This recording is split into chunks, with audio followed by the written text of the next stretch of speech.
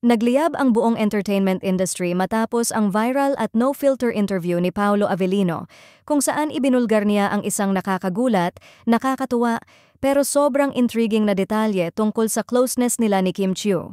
Sa isang segment na originally ay lighthearted at para lang sana sa fun revelations, bigla na lang nag-drop si Paolo ng linyang hindi inaasahan kahit ng host.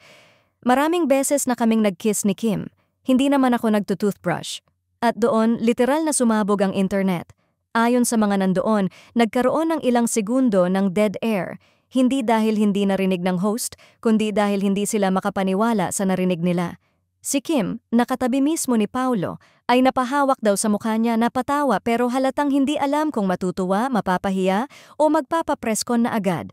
Ang mas malala, ang reaksyon ni Paolo pagkatapos niyang sabihin ang linya, kalmado, chill, at nakangiting parang wala lang siyang sinabi, para bang nagkwento lang siya ng paborito niyang pagkain. Mabilis na kumalat ang clip sa social media at ilang minuto lang matapos ang interview, nagtrending na ang mga hashtags tungkol sa kanila. Kahit ang ibang celebrities ay napakomment na rin, habang ang fans at bashers ay nagbabangayan kung biro lang ba yon o may secret truth sa likod nito. May ilang sources ang nagsabing totoo raw na komportable ng sobra sina Paolo at Kim sa isa't isa dahil sa haba ng panahon nilang magkasama sa mga projects. Pero ang iba, ipinapalagay na may mas malalim na level ng closeness ang mga pahayag ni Paolo, isang level na hindi karaniwang ibinabahagi ng mga artista sa publiko.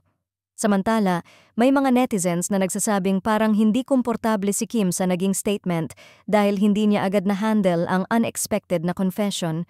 May iba namang nagsabing halata raw na katuwaan lang at walang mali siya. Ngunit ang pinakahuling kumalat na chismis mula sa set ng upcoming project nila ay ito. Matapos ang interview, nagkausap daw ang dalawa privately. Si Kim daw ay natatawa pero napapailing, habang si Paolo ay chill na chill lang at sinasabing wala daw siyang ibang intensyon, nagbibiro lang, pero baka may konting truth.